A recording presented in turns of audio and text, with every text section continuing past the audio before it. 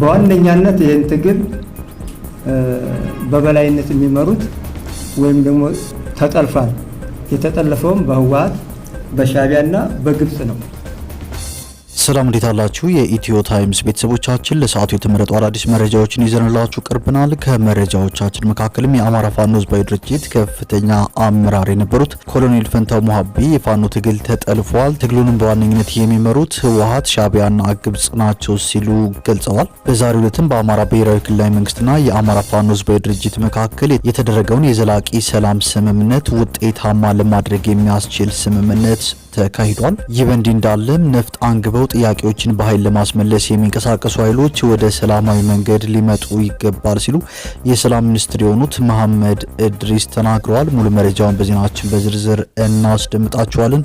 ከዚህ መረጃ በተጨማሪ ናዝራዊት አበራን ወደ አገር ለመመለስ ተስፋ የፈነጠቀው የኢትዮጵያና ቻይና የፍርደኞች ማስተላለፍ ስምምነት በዛሬው ዕለት መጽደቁም፣ በመቀሌ አቅራቢያ በሬክተር ስኬል 4.3 የተመዘገበ የመሬት መንቀጥቀጥ መከሰቱን፣ የአማራ ፋኖ ብሔራዊ ንቅናቄን ምስረታ አስመልክቶ ከአማራ ህብረት በሜልበርን መግለጫ መሰጠቱን፣ በእስር ላይ የሚገኙት ጀነራል ጉሽ ገብሬ ፍርድ ቤት አለመቅረባቸውን የቤተሰብ አባላቱ መናገራቸውን፣ እንዲሁም እርቁን ለወራት የመሩት ሽማግሌዎች የኛው ጀግኖች ብቻ ናቸው፣ ሻዕቢያና ወያኔ ናቸው እርቁን ያከናውኑት የሚለው የአብይ አህመድና የዘመድኩን በቀለ ፕሮፓጋንዳ ፈጽሞ ሐሰት መሆኑ ይታወቅ ሲሉ የማህበረሰብ አንቂው ሸንቁጥ አየለ በማህበራዊ ትስስር ገጻቸው ማጋራታቸውንና ሌሎችን በዝርዝር የምንመለከታቸው መረጃዎች ይዘንላችሁ ቀርበናል። ዝርዝር መረጃችንን ለማድመጥ ቻናላችንን ሰብስክራይብ በማድረግ የደውል ምልክቷን በመጫንና መረጃውን ለብዙዎች እንዲዳረስ ላይክ በማድረግ እስከ መጨረሻው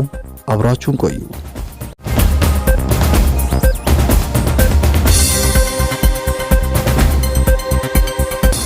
ወደ መጀመሪያው መረጃችን ስናልፍ የአማራ ፋኖ ህዝባዊ ድርጅት ከፍተኛ አመራር የነበሩት ኮሎኔል ፈንታው ሞሀቤ የፋኖ ትግል ተጠልፏል፣ ትግሉንም በዋነኝነት የሚመሩት ህወሓት ሻዕቢያና ግብጽ ናቸው ሲሉ ገልጸዋል። ዘላቂ ሰላምን ውጤታማ ለማድረግ የሚያስችል ስምምነትን በዛሬው ዕለት ተካሂዷል። በአማራ ብሔራዊ ክልላዊ መንግስትና የአማራ ፋኖ ህዝባዊ ድርጅት መካከል የተደረገውን የዘላቂ ሰላም ስምምነት ውጤታማ ለማድረግ የሚያስችል ስምምነትም ተካሂዷል። በስምምነቱ ላይ ንግግር ያደረጉት የሰላም ሚኒስትሩ መሐመድ እድሪስ በክልሉ የነበረው ግጭት ከፍተኛ ውድመትን ያስከተለ ነው፣ ይህም ህዝባችን ሊያገኝ የሚገባውን እንደ ሰላምና ልማት ያሉ ሰብአዊ መብቶችን አሳጥቷል ብለዋል። በዚህ በሰለጠነ ዘመን ከሰላም ይልቅ አፈሙዝ ይዞ መፋተግ ጊዜውን የማይመጥንና በትውልድ ተወቃሽ የሚያደርግ ነው ብለዋል። ዛሬ ላይ ሰላምን መርጠው ወደ ሰላም መንገድ የመጡት የአማራ ፋኖ ህዝባዊ ድርጅት አመራሮች ተገቢውንና ለትውልድ የሚበጅ ውሳኔ በመምረጣቸው ምስጋና አቅርበዋል። ሌሎች ቀሪ ኃይሎችም የሰላም አማራጭን እንዲቀበሉ ጥሪ አቅርበዋል። የአማራ ፋኖ ህዝባዊ ድርጅት ከፍተኛ አመራር ኮሎኔል ፈንታው ሞሀባ በበኩላቸው ስምምነቱን ባለፉት ጊዜያት በአፍሪካ ህብረትና በኢጋድ አማካኝነት በህጋዊ መንገድ ስንወያይ ቆይተናል ብለዋል። ስምምነቱ ያለፈውን የሚያጠናክርና ህጋዊ በሆነ መልኩ የተፈጸመ መሆኑን ገልጸዋል። ባለፈው ጦርነት የአማራ ህዝብ ከፍተኛ ጉዳት እንደደረሰበት የአይን እማኝ ነን፣ ክልሉም ከዚህ በላይ ጦርነት የመሸከም አቅም የለውም ብለዋል። ጦርነቱ በጥቅሉ በህወሓት በሻዕቢያና በግብጽ መጠለፉን ያነሱት ኮሎኔሉ የህዝብን ጥያቄ ከአጥፊ ኃይሎች ጋር በማበር አይመለስም ብለዋል። በዚህም የሰላም አማራጭን ወስደናል፣ ሌሎች ቀሪ ኃይሎችም የመንግስትን የሰላም ጥሪ ተቀበሉ ሲሉ ጥሪ አቅርበዋል። ባለፈው ዳር 25 ቀን 2018 ዓ.ም የአማራ ፋኖ ህዝባዊ ድርጅት ከፍተኛ አመራር ካፒቴን ማስረሻ ሰጤ ከአማራ ክልል ርዕሰ መስተዳድር አቶ አረጋ ከበደ ጋር በአፍሪካ ህብረትና በኢጋድ አደራዳሪነት የዘላቂ ሰላም ማጽኛ ስምምነት መፈረማቸው ይታወሳል። አመራሮቹ በወቅቱ ለቀሪ ኃይሎች ያቀረቡትን የሰላም ጥሪ ተከትሎ ባለፉት ጊዜያት በርካታ ታጣቂዎች የሰላም ጥሪን ተቀብለው በመግባት ላይ ይገኛሉ።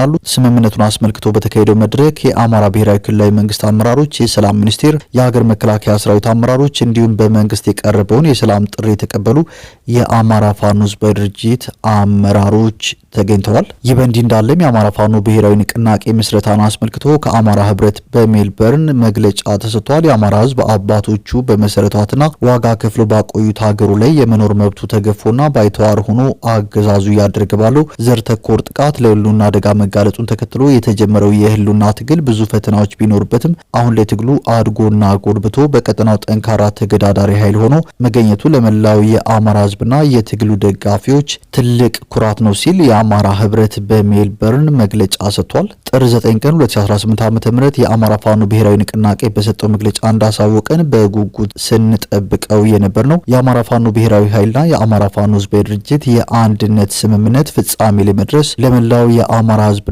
የትግሉ ደጋፊ አገር ወዳድ ኢትዮጵያውያን እንኳን ደስ አላችሁ በማለት ማህበራችን አዲሱን ድርጅት የአማራ ፋኖ ብሔራዊ ንቅናቄ በታላቅ ደስታና ስሜት የተቀበልነው መሆኑን እንገልጻለን በማለትም ህብረቱ መግለጫ አውጥቷል። ይህ በእንዲህ እንዳለም የማህበረሰብ አንቂውና ጦማሪው ሸንቁጥ አየለ እርቁን ለወራት የመሩት ሽማግሌዎች የኛው ጀግኖች ብቻ ናቸው፣ ሻዕቢያና ወያኔ ናቸው እርቁን ያከናወኑት የሚለው የአብይ አህመድና የዘመድኩን በቀለ ፕሮፓጋንዳ ፈጽሞ ሐሰት መሆኑ ይታወቅ ሲል በማህበራዊ ስር ገጹ አጋርቷል። ሸንቁጥ አየለ በማስከተልም አንደኛ በፋኖች መካከል እርቁን ለወራት ብዙ ደክመው ያከናወኑትና የፋኖን አንድነት የፈጸሙት የኛው የታመኑ ቁርጠኛና ንጹሃን ኢትዮጵያውያን ብቻ ናቸው። ሁለተኛ የጎጃም ፋኖ ከወያኔ ጋር ትስስር ፈጥሯል፣ የሚዘወረውም በወያኔ ነው የሚለው የነዘመድኩን በቀለ ፕሮፓጋንዳ ሐሰት የተሞላበት ፋኖን ለመከፋፈል የሚሰራጭ ተንኮል ነው። ሶስተኛ በተለየ መልኩ ዘመነ ካሴ ላይና አስረስ ማሬ ላይ ያነጣጠረው የህወሓት ምልምል ናቸው የሚለው ዘመቻ አቅም ያላቸውን መሪዎች በህዝብ ለማስጠላት የተቀመረ የስነ ልቦና ፕሮፓጋንዳ ነው። አራተኛ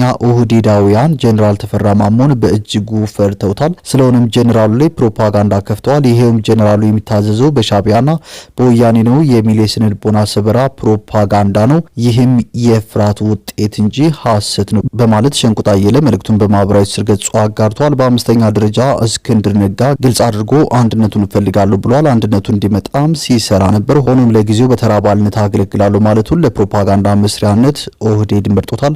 እስክንድር ከአንድነቱ ወጣለሁ ወይም ቅሬታ አለኝ አላለም። እናም ያላለውን የኦህዴድ ካድሬዎች ከየት አመጡት? እስክንድር ነጋን ሌት ተቀን ለሁለት ዓመት ሲሰድቡት የነበሩ የኦህዴድ ካድሬዎችና የብአዴን ካድሬዎች ዛሬ የእስክንድር ተቆርቋሪ ሆነው እስክንድር ስልጣን እንዳያገኝ ደባ ተሰርቶበታል የሚል ፕሮፓጋንዳ የከፈቱት አንድነቱን ለመሸርሸር መሆኑ ይታወቅ በማለትም ሸንቁጥ አየለ ገልጿል።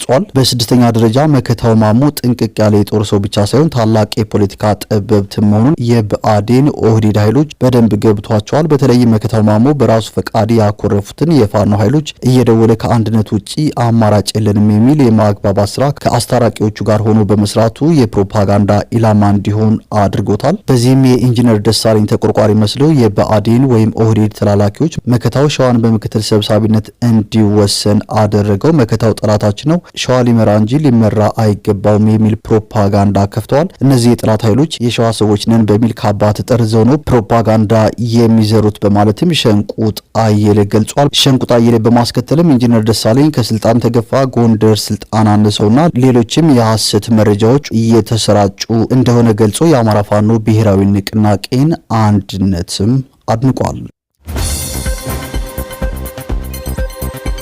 ወደ ቀጣይ መረጃዎችን ስናልፍ የህዝብ ተወካዮች ምክር ቤት ዛሬ ባካሄደው 9ኛ መደበኛ ስብሰባው በቻይና እስር ቤት ለረጅም ጊዜ በሞት ፍርድ ጥላ ስር የምትገኘውን ኢትዮጵያዊቷን ናዝራዊት አበራን ወደ ሀገሯ ለመመለስ መፍትሄ ይሰጣል የተባለለትን የፍርደኞች ማስተላለፍ ስምምነት አዋጅ አጽድቋል። ምክር ቤቱ ይህንን ስምምነት ያጸደቀው ከቻይና በተጨማሪ ከብራዚል ፌዴራላዊ ሪፐብሊክ ጋር የተደረገውን የፍርደኞች ማስተላለፍና ከደቡብ አፍሪካ ጋር የተፈረመውን በወንጀል የሚፈለጉ ሰዎችን አሳልፎ የመስጠት ስምምነቶች ጨምሮ ነው። በውይይቱ ሰዓት በተለይም ከቻይና ጋር የተደረገው ስምምነት ለዓመታት በፍርድ ሂደት ላይ የምትገኘውን ናዝራዊት አበራን ጉዳይ በዘላቂነት ለመፍታት ትልቅ የህግ ማዕቀፍ እንደሚሆን ተገልጿል። ይሁን እንጂ በዕለቱ የምክር ቤት አባላት በስምምነቱ ላይ የተለያዩ አመለካከቶችን ያነሱ ሲሆን የሁለቱ ወገኖች የክርክር ነጥብም የአዋጁን አስፈላጊነትና የሉዓላዊነት ጥያቄን ያገናዘበ ነበር። የፓርላማ አባሉ ዶክተር ደሳለኝ ጫኔ በአገሪቱ ውስጥ በህገወጥ ማዕድንና በገንዘብ ማጠብ ወንጀል የሚሳተፉ የቻይና ዜጎች በስፋት መኖራቸውን በመጥቀስ እነዚህ ግለሰቦች በአገር ውስጥ ህግ ተገቢውን ቅጣት ሊያገኙ እንደሚገባ ሞግተዋል። አባሉ አክለው መሰል ስምምነቶች ከምስራቃውያን ሀገራት ባለፈ ከምዕራባውያን ጋር ለምን እንደማይደረጉና በዚያ በኩል የሚፈለጉ ወንጀለኞች ስለመኖራቸው ጥያቄ አቅርበዋል። በአንጻሩ የህግና ፍትህ ጉዳዮች ቋሚ ኮሚቴ ሰብሳቢ ወይዘሮ ጸገነት መንግስቱ ለተነሱት ስጋቶች በሰጡት ምላሽ አዋጁ ከዲፕሎማሲያዊ ግንኙነት ባለፈ ግልጽ የህግ ማዕቀፍ እንዲኖር ለማድረግ የታለመ መሆኑን አስረድተዋል። ስምምነቱ በሁለቱ ሀገራት እኩል ፈቃድ ላይ የተመሰረተ በመሆኑ አንዱ ሀገር በሌላው ላይ የሚጭነው ተጽዕኖ እንደሌለ የገለጹት ሰብሳቢዋ ቀደም ሲል በዲፕሎማሲያዊ ጥረት በርካታ ፍርደኞች ወደ አገር መመለሳቸውንና አሁን የጸደቀው ሕግ ግን አሰራሩን ስርዓት ለማስያዝ ፋይዳው የጎላ መሆኑን አብራርተዋል። በመጨረሻም ፍርድ ቤቱ የቀረበውን የሪፖርትና የውሳኔ ሀሳብ መርምሮ አዋጁን በሙሉ ድምጽ አጽድቆታል። ወደ ቀጣዩ መረጃችን ስናልፍ በመቀሌ አቅራቢያ በሬክተር ስኬል 4.3 የተመዘገበ የመሬት መንቀጥቀጥ ተከስቷል። እስካሁን በሰው ህይወት ላይ የደረሰ ጉዳት የለም። በመቀሌ አቅራቢያ ትናንት ሌሊት 8 ሰዓት አካባቢ በሬክተር ስኬል 4.3 የተመዘገበ የመሬት መንቀጥቀጥ መከሰቱን የአሜሪካ የጂኦሎጂ ጥናት ተቋም አረጋግጧል። እንደ አሜሪካ የጂኦሎጂ ጥናት ተቋም መረጃ የመሬት መንቀጥቀጡ የተከሰተው ከሌሊቱ 8 ሰዓት ከ19 ደቂቃ ላይ ሲሆን መነሻውም ከመቀሌ በስተ ሰሜን ምስራቅ 56 ኪሎ ሜትር ርቀት ላይ በ10 ኪሎ ሜትር ጥልቀት ውስጥ ነው። ንዝረቱም በ20 የክትትል ጣቢያዎች ተመዝግበዋል። እስካሁን ባለው መረጃ የደረሰ የሰው ህይወት ጉዳትም ሆነ የንብረት ውድመት አልተመዘገበም። ሰሜናዊ የኢትዮጵያ ክፍል ባለፉት ጥቂት ወራት ተደጋጋሚ የምድር መንቀጥቀጥ ክስተቶችን አስተናግደዋል። በዚህ ወር መጀመሪያ ላይ መቀሌን ጨምሮ በትግራይና በአፋር ክልሎች በሚገኙ በርካታ ከተሞች በሬክተር ስኬል 4.5 የተመዘገበ የመሬት መንቀጥቀጥ ተከስቶ ነበር። እንደ አውሮፓ ሲቪል ጥበቃና ሰብአዊ እርዳታ ኦፕሬሽኖች መረጃ በጥቅምት ወር 2018 ዓ.ም በትግራይና በአፋር አካባቢዎች በተከሰቱ ተከታታይ የመሬት መንቀጥቀጦች ሳቢያ ከ43000 በላይ ሰዎች ሰብአዊ እርዳታ እንዲያስፈልጋቸው ሆኗል። በሬክተር ስኬል 5.7 የተመዘገበው የመሬት መንቀጥቀጥ በአፋር ክልል በረሃሌ ወረዳ የአንድ 12 ዓመት ታዳጊ ህይወት ሲቀጥፍ በሌሎች 9 ሰዎች ላይ ደግሞ ጉዳት አድርሷል። አደጋው ከ1400 በላይ ቤቶችን፣ 12 ትምህርት ቤቶችን፣ 12 የጤና ጣቢያዎችን ያወደመ ሲሆን በሺዎች የሚቆጠሩ ሰዎችን ያለ መጠለያና ያለ መሰረታዊ አገልግሎትም አስቀርቷል። ወደ ቀጣይ መረጃችን ስናልፍ የጀርመን የውጭ ጉዳይ ሚኒስትር ጆአን ዋድፉል ኢትዮጵያ ገብተዋል። የጀርመን የውጭ ጉዳይ ሚኒስትር ጆአን ዋድፉል የሁለቱን ሀገራት ግንኙነት ይበልጥ ማጠናከር በሚቻልባቸው ጉዳዮች ላይ ለመወያየት ዛሬ ኢትዮጵያ መግባታቸውን ጠቅላይ ሚኒስትር ዶክተር አብይ አህመድ ገልጸዋል። ጠቅላይ ሚኒስትር አብይ በማህበራዊ ትስስር ገጻቸው ባሰፈሩት ጽሁፍ ዋድፉልን መቀበላቸውን ገልጸው በኢትዮጵያና በጀርመን መካከል ያለውን አጋርነት ይበልጥ ማጠናከር በሚቻልባቸው ጉዳዮች ላይ ትርጉም ያለው ውይይት ማድረጋቸውን ገልጸዋል። ሚኒስትሩ ትናንት በኬንያ በነበራቸው ቆይታ በንግድ በኢንቨስትመንትና በቀጠናዊ ጉዳዮች ላይ ውይይት ማድረጋቸው የተገለጸ ሲሆን የኢትዮጵያ ጉብኝታቸውም የዚሁ ቀጣይ እንደሆነ ተገልጿል።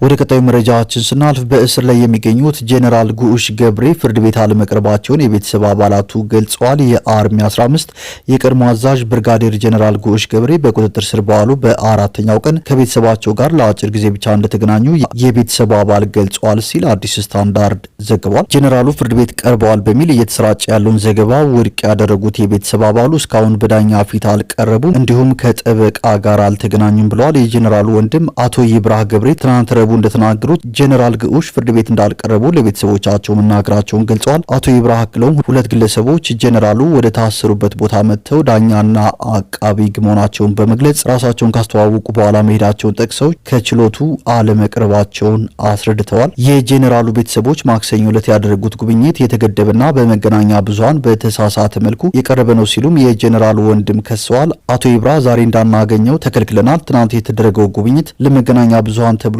ፈቀደ ነበር ብለዋል። እኛ ከመድረሳችን በፊት አንድ ጋዜጠኛ ተገኝቶ ያለ ፈቃዳችን ቤተሰቡን ሲቀርጽ ነበር። ይህም ጄኔራሉ ከቤተሰቦቹ ጋር እየተገናኘ እንደሆነ ለማስመሰል የተደረገ ነው ብለዋል።